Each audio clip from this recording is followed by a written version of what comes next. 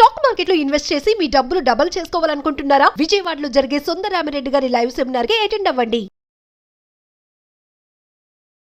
Hello MVN Kashyap గారు. Hello Nagaraj గారు. ఎదుటి వారిని ఆకట్టుకోవటం అనేది ఒక ఆర్ట్ అని చెప్తారు. చాలామంది దాన్ని మంచి కళగా చూస్తారు. ఇన్ జనరల్గా మాట్లాడుకుందామని ఎదుటి వారిని ఆకట్టుకోవాలి అని అంటే ఎలా, మన బాడీ లాంగ్వేజ్ కానీ మనం కానీ ఏ విధంగా ఉండాల్సి వస్తుంది అంటారు? అంటే అందులో తెలియకుండానే ఒక రెస్పెక్ట్ ఉంటుంది కాబట్టి ఎదుటి వారిని ఆకట్టుకోగలుగుతారు. ఎలా సార్ అదే? ఏ క్వాలిటీ ఉంటే అవతల వాళ్ళని ఆకట్టుకోగలుగుతాం? అవును, చాలా క్వాలిటీస్ ఉన్నాయండి. దాంట్లో ఒక టాప్ క్వాలిటీ, నాకు చాలా నచ్చిన క్వాలిటీ ఇది. దాని గురించి మనం ఈ వీడియోలో మాట్లాడుకుందాం. షూర్. మేబీ ప్రాబబ్లీ ఒక్కొక్క క్వాలిటీ ఒక్కొక్క వీడియో చేయొచ్చేమో, ఆలోచిద్దాం. బట్ ఈ వీడియోలో మాత్రం ఆ specific one quality I will talk about. ఇది నేను బెంగళూరులో ఒక వ్యక్తి దగ్గర నేర్చుకున్నా ఈ క్వాలిటీ. ఆ క్వాలిటీ ఏంటో తెలవాలంటే ఈ ఇన్సిడెంట్ తెలవాలి. బెంగళూరులో ఒక ప్లేస్ ఉందండి, వైట్ ఫీల్డ్లో ఒక ప్లేస్ ఉంది, కరుణాశ్రయ దాని పేరు. దాంట్లో క్యాన్సర్ పేషెంట్స్కి free treatment, free food, free bed, అంతా ఫ్రీ. సంవత్సరానికి ఒకసారి మేము ఒక 15-20 మంది స్పెషల్ పర్మిషన్ తీసుకొని వాళ్ళని కలవటానికి వెళ్ళేవాళ్ళం. ఆ పేషెంట్స్కి ఒక 45 minutes 1 hour ఎంటర్టైన్మెంట్ ప్రోగ్రామ్ చేసేవాళ్ళం. ఏదో పాటలు పాడటం, కథలు చెప్పటం, ట్రైనింగ్లు కాదు, జస్ట్ ఎంటర్టైన్మెంట్, ఒక స్కిట్ వేయటం, ఇట్లాంటిది. ప్రతి సంవత్సరం వెళ్తుంటాం. అయితే ఈ ఇన్సిడెంట్ జరిగి దగ్గర ఒక 6-7 సంవత్సరాలు అవుతుంది. ఈ ఇయర్ మేము వెళ్ళినప్పుడు మేము ఫస్ట్ వార్డులోకి వెళ్ళాం. అక్కడ స్టేజ్ అంతా రెడీ అవుతుంది. వార్డులోకి వెళ్ళాం. ఒక బెడ్ మీద ఒక 35 ఏళ్ల పిల్లగాడు, అబ్బాయికి థ్రోట్ క్యాన్సర్. లిటరల్గా ఇక్కడ హోల్ పడిపోయిందండి. సో మరి ఆ హోల్ బట్టం వల్ల ఏమో తెలియదు, కానీ ఆయన మాట్లాడుతుంటే స్పష్టత ఉండేది కాదు, అర్థం అవటం కష్టం. మేము వెళ్ళాం, నేను నా ఫ్రెండ్ శ్వేత అని ఇంకొక అమ్మాయి లోపలికి వెళ్ళాం. ఆ అబ్బాయి మమ్మల్ని ఒక క్వశ్చన్ అడిగాడు, హౌ ఆర్ యూ? ఫస్ట్ అది మాకు అర్థం కాల, ఎందుకంటే ఆ మాట క్లారిటీ లేదు, స్పష్టత లేదు. హౌ ఆర్ యూ అని ఆయన మమ్మల్ని అడిగాడు. సో నార్మల్గా ఏం సమాధానం చెప్తాం? హౌ ఆర్ యూ అంటే ఎవడైనా చెప్పేది ఒకటేగా, fine, good, fine, thank you. అలవాట్లో పొరపాటు ఫైన్, థ్యాంక్ యూ మేము కూడా అడిగాం హౌ ఆర్ యూ అని. Probably that's a wrong question there, right? కానీ ఆయన చెప్పిన సమాధానం మమ్మల్ని ఆలోచింపజేసిందండి. అబ్బాయి బెడ్ మీద కూర్చొని పిడికిలి బిగించి థంబ్ ఓపెన్ చేసి he said I'm fantastic. He said I'm fantastic. నేను నా ఫ్రెండ్ ఆశ్చర్యపోయాం. ఫెంటాస్టిక్, అలా పదం మేము ఎప్పుడు వెళ్ళలేదు సార్. పీకే సినిమాలో కనుక అమీర్ ఖాన్ని చూసి అనుష్క ఉంటుంది కదా, స్టోరీ హే ఇస్కే పీచే అని. మేము కూడా ఈ అబ్బాయి దగ్గర ఏదో ఉంది, ఈ అబ్బాయితో మాట్లాడాలి అనుకున్నాం. ఇంతలోకి ప్రోగ్రామ్ రెడీ అయింది. వెళ్ళాం, ఆ ప్రోగ్రామ్ ఏదో చేసాం. 1.5 hour వెనక్కి వచ్చి ఆ రూమ్కి వచ్చాం. వార్డ్ బాయ్ని పిలిచి ఈ అబ్బాయిని పిలవండి, 5 నిమిషాల కంటే మేము ఎక్కువ మాట్లాడాం, డిస్టర్బ్ చేయం, రైట్? 5 నిమిషాలు మాట్లాడి మేము వెళ్ళిపోతాం. ఆయన అన్నాడు, కుదరదు. కాదు సార్ ప్లీజ్, 5 నిమిషాలు, మేము ఎక్కువ డిస్టర్బ్ చేయం. 2-3 సార్లు అడిగామండి ఆ అబ్బాయిని, ఆ వార్డ్ బాయ్ని. ఆయన కుదరదు. 4వ సారి మేము అడిగేటప్పటికి ఆయన అరుస్తూ ఏడుస్తూ చెప్పాడు, కుదరదు, వెళ్ళిపోండి. మాకు అర్థం కాలే, ఏంటి ఇంత రెస్పాండ్ అవుతున్నాడు, ఇంత రియాక్ట్ అవుతున్నాడు. అదేంటి సార్ అంత రియాక్ట్ ఎందుకు అవుతున్నారు? ఆయన ఏమన్నాడంటే, ఆ అబ్బాయి లేడు, చనిపోయాడు. చనిపోయి ఒక అర్ధగంట అయింది. మేము కంగు తిన్నాం సార్. గంటన్నర క్రితం మేము అబ్బాయిని కలిసాం. He said I'm fantastic.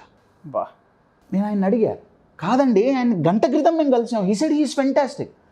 ఆయన అన్నాడు, వాళ్ళు క్యాన్సర్ పేషెంట్స్, ఎక్స్పెషల్లీ ఇక్కడికి వచ్చేవాళ్ళు ఆల్రెడీ వాళ్ళ ట్రీట్మెంట్ అంతా అయిపోయి డబ్బులన్నీ ఖర్చు అయిన తర్వాత ఇంకా తగ్గకపోతే ఇక డబ్బులు లేక తిండి తినలేని పరిస్థితుల్లో వాళ్ళు మా దగ్గరకు వస్తారు. ఇక్కడికి వచ్చిన వాళ్ళు బతికి రోగం తగ్గి వెళ్ళే వాళ్ళు చాలా తక్కువ, ఎందుకంటే వాళ్ళు లాస్ట్ స్టేజ్లో వస్తారు. శనివారం పూట మేము మా డ్యూటీ దిగి ఆదివారం సెలవు, మళ్ళీ సోమవారం వస్తే శనివారం చూసిన పేషెంట్స్ చాలామంది ఉండరు. ఇక్కడ వచ్చిన వాళ్ళ పరిస్థితి అంతా అంతే. కానీ సార్ ఈ పిల్లగాడు మాత్రం, ఆ వార్డ్ బాయ్ నాతో అన్నాడు, ఈ పిల్లగాడు దగ్గర ఒక 10-12 రోజులైంది ఇక్కడ ఉండబట్టి, అంతే, అంతకంటే ఎక్కువ లేడు. కానీ ఈ పిల్లగాడిని మాత్రం మేము ఎప్పటికీ మర్చిపోలేము. ఎందుకంటే ఇక్కడ అందరికీ క్యాన్సరే, ఒక్కొక్కరికి ఒక్కొక్క రకమైన క్యాన్సర్, అంతా చాలా సివియర్ క్యాన్సర్. కానీ ఈ పిల్లగాడు ప్రవర్తించిన విధానం ఖాళీ కూర్చునేవాడు కాదు సార్. బా నలుగురు దగ్గరికి పోయేవాడు, జోకులు చెప్పేవాడు, నవ్విచ్చేవాడు, పాటలు పాడేవాడు, క్యారమ్ బోర్డ్ ఆడేవాడు, చెస్ ఆడేవాడు. You are getting my point. ఖాళీగా ఏడుస్తూ బాధపడుతూ ఆ పిల్లగాడు బెడ్ మీద పడుకోగా మేము చూడలా. ఎంతోమంది వస్తుంటారు పోతుంటారు, కానీ ఈ పిల్లగాడు మాత్రం మాకు ఎప్పటికీ గుర్తుంటాడు. ఆ అబ్బాయి ఇండైరెక్ట్గా నేర్పిన క్వాలిటీయే అవతల వాడిని ఆకర్షించడానికి ఉపయోగపడే క్వాలిటీ అండి. ఆ క్వాలిటీ పేరే ఎంథూజియాజం. తెలుగులో దీన్ని ఉత్సాహం అంటారు. చనిపోయే ముందు కూడా ఫెంటాస్టిక్ అని చెప్పి అండి, అబ్సల్యూట్లీ ఆకట్టుకోగలిగారనంటే. ఈ పదం చూడండి, ఉత్సాహం. ఎవరికైతే ఉత్సాహం ఉంటుందో వాళ్ళ జీవితం ఒక ఉత్సవంలాగా ఉంటుంది. You are getting my point. అబ్బాయితో మేము చాలా మాట్లాడదాం అనుకున్నాం, కానీ కుదరలా. వార్డ్ బాయ్ అని అడిగాం, మీరు ఎప్పుడైనా మాట్లాడే ప్రయత్నం చేశారా అంటే, వార్డ్ బాయ్ అన్నాడు, మేము చాలాసార్లు అడిగాము అబ్బాయిని, క్యాన్సర్ చాలా పెయిన్ఫుల్ కదా, నువ్వు ఇంత ఉత్సాహంగా ఎట్లుండగలుగుతున్నావు? ఆ అబ్బాయి అన్నట్ట, క్యాన్సర్ ఉంది నాకు, ఫిజికల్గా లాట్ ఆఫ్ పెయిన్, ఫిజికల్గా లాట్ ఆఫ్ పెయిన్. బాధ అనేది నా బాడీకి మాత్రమే, నా మైండ్కి కాదు. నేను ఉత్సాహంగా ఉండటానికి నా ఫిజికల్ పెయిన్ నన్ను ఆపలేదు. Look at his statement. You are getting my point. ఉత్సాహం వెరీ పవర్ఫుల్ క్వాలిటీ అండి. Enthusiasm is like a human magnet. Magnet కనుక ఇనుమును ఎట్లయితే గుంజుకుంటుందో, ఎవరికైతే ఉత్సాహం ఉంటుందో వాడు మనుషుల్ని గుంజుకోగలుగుతాడు. You are getting my point. But unfortunately అండి, ఈ ఉత్సాహం చాలామందిలో చనిపోయింది. అవునండి. ఎప్పుడు ఏడుపే.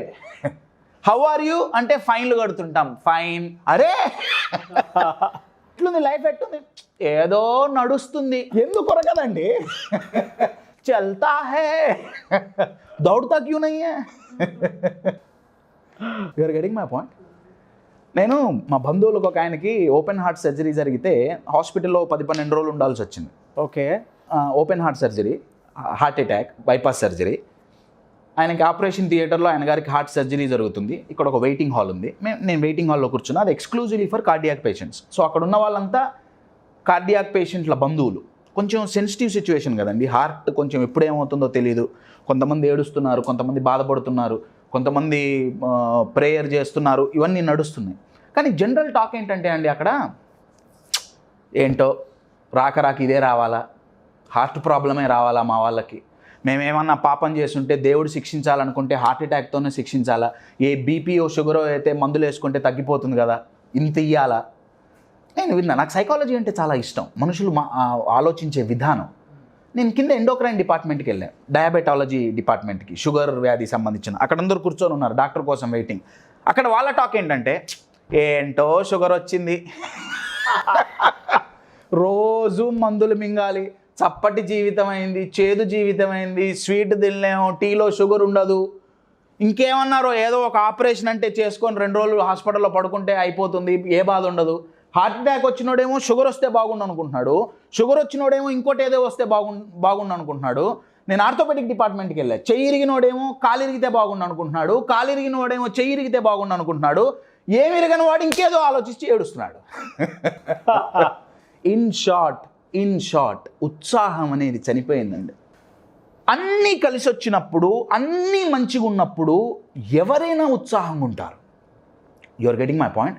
కానీ కలిసి రాని సిచ్యువేషన్స్ వచ్చినప్పుడు కూడా ఉత్సాహంగా ఉన్నవాడే ఛాంపియన్ అండి. నా దృష్టిలో అయితే వాడు ఛాంపియన్. కానీ ఉండటం ఎలా? సమస్యలు వచ్చినప్పుడు ఉత్సాహంగా ఉండటం ఎలా? ఉత్సాహం ఉండాలి, చాలా మంచిది, కానీ ఎలా? Thank you so much Kashyap గారు. Thank you.